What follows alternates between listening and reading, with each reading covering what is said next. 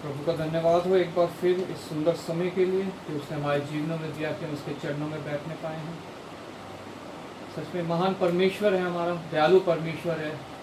उसकी करुणा सदा की है, प्रतिबोध नहीं होती है, और उसका अनुग्रह हम सब के लिए बहुत है। धन्यवाद करता हूँ मैं परमेश्वर का कि वो आशिम और सोफिया को 2 महीने बाद अपनी गति और अपने समय के अनुसार यहाँ सुरक्षित लेके आया। वो अपने देहरादून में सोफिया और मोनू अपने मम्मी पापा के घर रह के यहाँ आए हैं। लॉकडाउन में फंस गए थे, लेकिन प्रभु का धन्यवाद हो वहाँ भी वो परमेश्वर में बने रहे, जुड़े रहे, प्रार्थना करते रहे, और आज यहाँ हमारे बीच में हैं। मैं प्रभु का धन्यवाद करता हूँ। वचन में से हम पढ़ेंगे लूका रचित सुसमाचार, उसका 9 अध्याय 12 से 17 तक।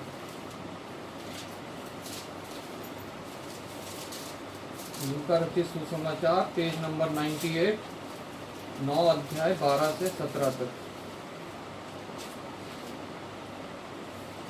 जब दिन ढलने लगा तो बारों ने आकर उससे कहा, भीड़ को विदा कर कि चारों ओर के गांव और बस्तियों में जाकर टिकें और भोजन का उपाय करें, क्योंकि हम यहाँ सुनसान जगह में हैं।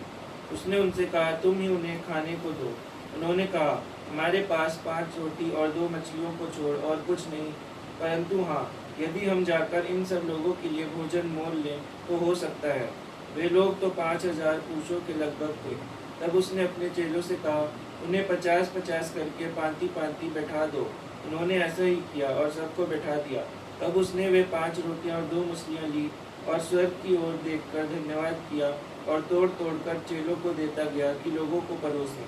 तब सब खाकर तृप्त हुए और चेलों ने बचे हुए टुकड़ों से 12 टोकरियां भरकर उठाई।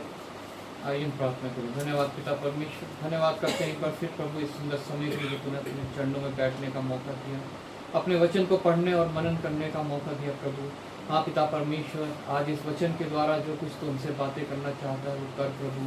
अपनी आत्मा हमारे ऊपर उंडेल पिता परमेश्वर, हमारे हृदयों की भूमि को तैयार कर, ताकि जब ये वचन बोया जाए तो बहुत सा फल लेके आए प्रभु।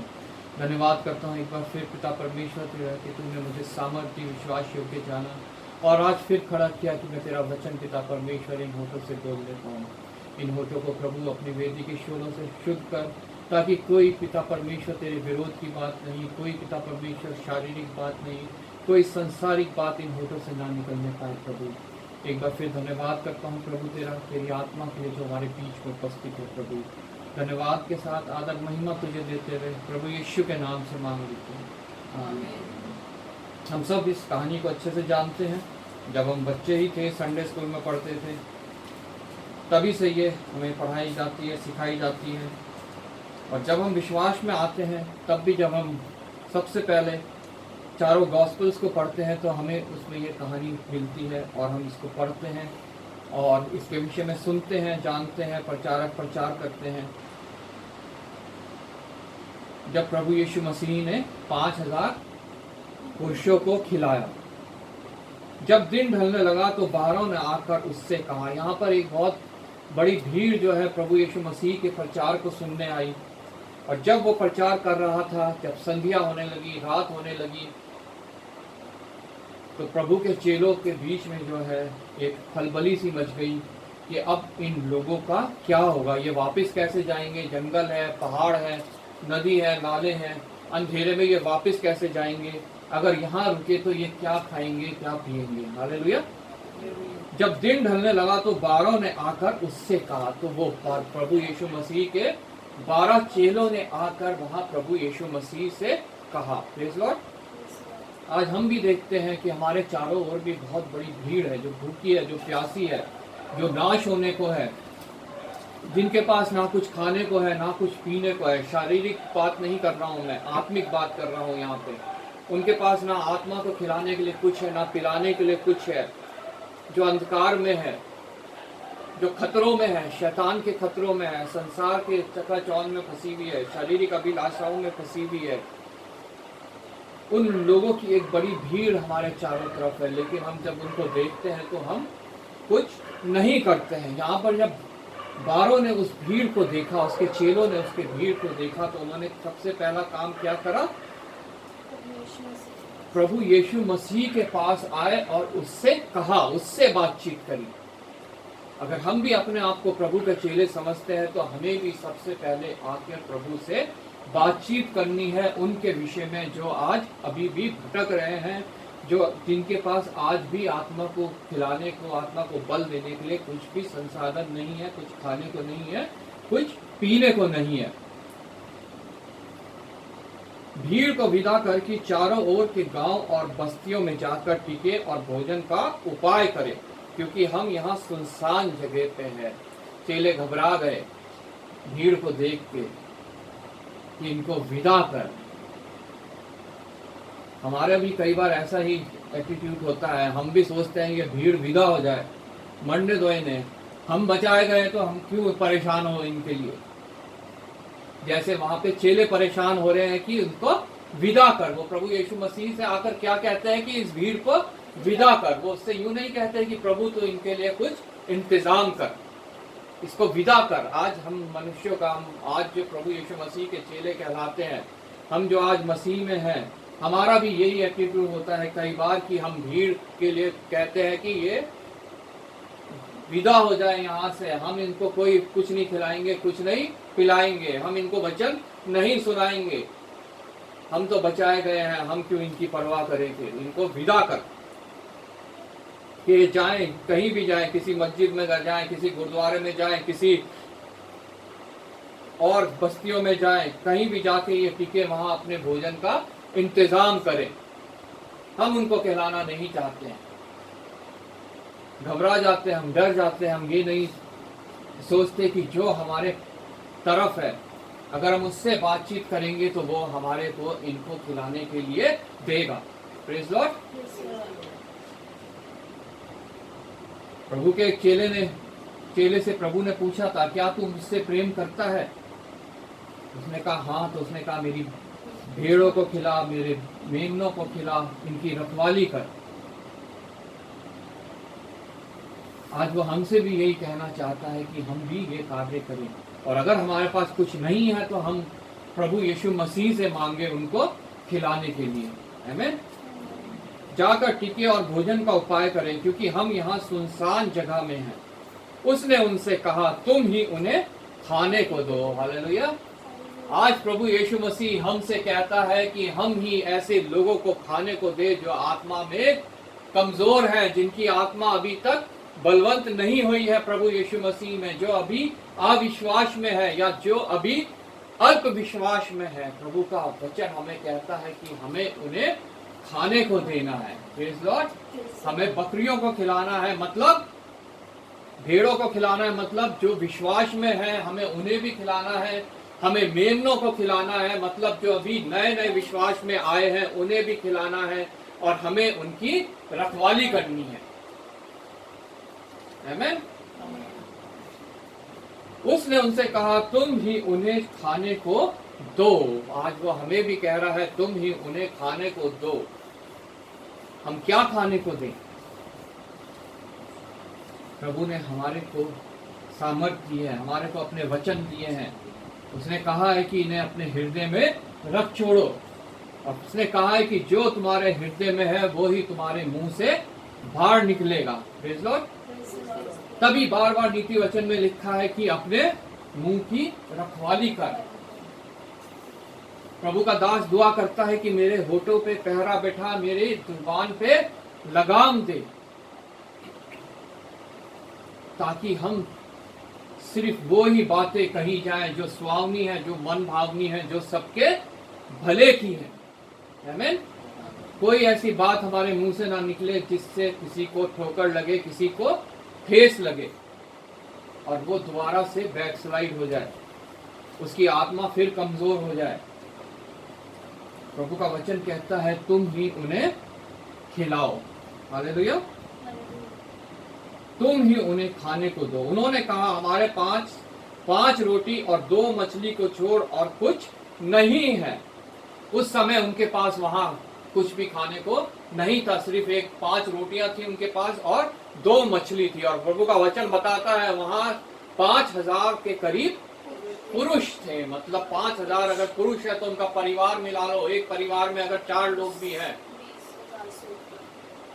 20,000 से ऊपर जो है लोग थे वहां उस समय उनको खिलाने के लिए क्या था? उनके पास सिर्फ 5 रोटी और 2 मछली। हो सकता है यही स्थिति आज हमारी भी हो, हमारे पास कुछ भी भीड़ को खिलाने को ना हो, सिर्फ हमारे पास थोड़े से ही हमारे पास प्रभु के वचन का ज्ञान हो, थोड़े से ही वचन हम जानते हो, थोड़ी सी ही सामर्थ हमारे अंदर हो, लेकिन प्रभु का वचन हमें कहता है तब भी कि तुम ही उनको खिलाओ।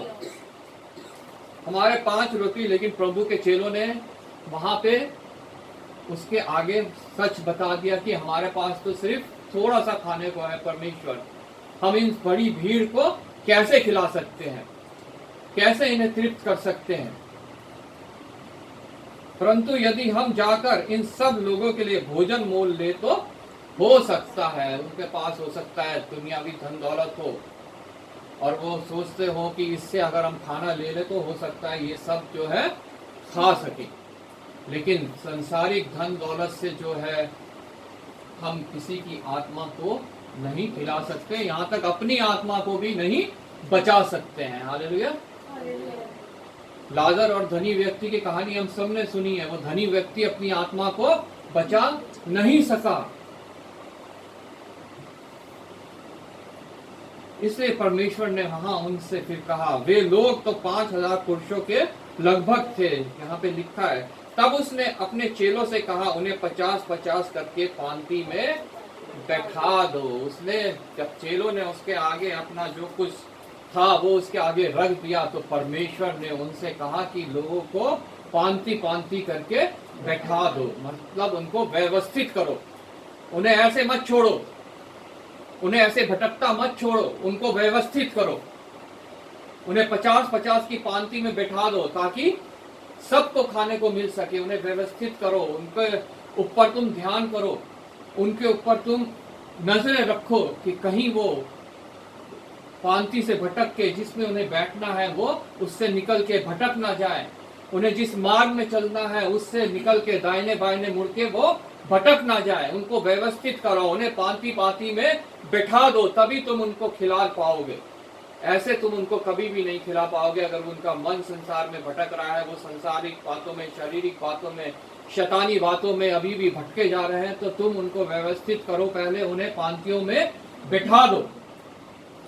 वे 50-50 करके पांति में बैठा दो। उन्होंने ऐसा ही किया और सबको बैठा दिया। उसके चेलों ने आज्ञा मानी और वैसा ही कहा। आज वो आज्ञा हमारे लिए भी है कि हमें अपने आसपास जितने लोग भटक रहे हैं, जो प्रभु से दूर है, उनको पांति पांति में बैठाना है ताकि हम उन्हें परमेश्वर का वचन सुना सके, उन्हें परमेश्वर के वचन से तृप्त कर सके, ये भोजन जो आत्मा को बल देता है उन्हें खिला सके। उन्होंने ऐसा ही किया और सब बैठा दिया। तब उसने वे 5 रोटियां और 2 मछलियां ली और स्वर्ग की ओर देखकर धन्यवाद किया और तोड़ तोड़ कर चेलों को देता गया कि लोगों को परोसे। तब उसने जो कुछ उसके चेलों के पास था उसे अपने हाथों में ले लिया। हालेलुया। क्योंकि चेलों ने उसको दिया, वो चेलों ने बताया। आज हमारे हाथों में जो कुछ भी है, कितना छोटा से छोटा भी है, बहुत कम भी है, हमें अपने परमेश्वर के हाथों में उसे सौंप देना है, उसकी सेवकाई के लिए, उन भटकते लोगों को बचाने के लिए। आमीन। जब उसको हम परमेश्वर के हाथ में छोड़ देते हैं, प्रभु यीशु मसीह के हाथ में छोड़ देते हैं, तो प्रभु यीशु मसीह आगे का कार्य करता है। हालेलुया। तब उसने वे 5 रोटियां और 2 मछलियां ली और उन्हें स्वर्ग की ओर उठाया और देखकर परमेश्वर का धन्यवाद किया और तोड़ तोड़ कर चेलों को देता रहा कि लोगों को परोसे। तब परमेश्वर अपने भंडार से हमें देता है ताकि हम लोगों को परोसते जाएं।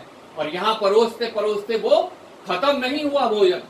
वो 5 रोटी और 2 मछली वहां पे खत्म नहीं हुई।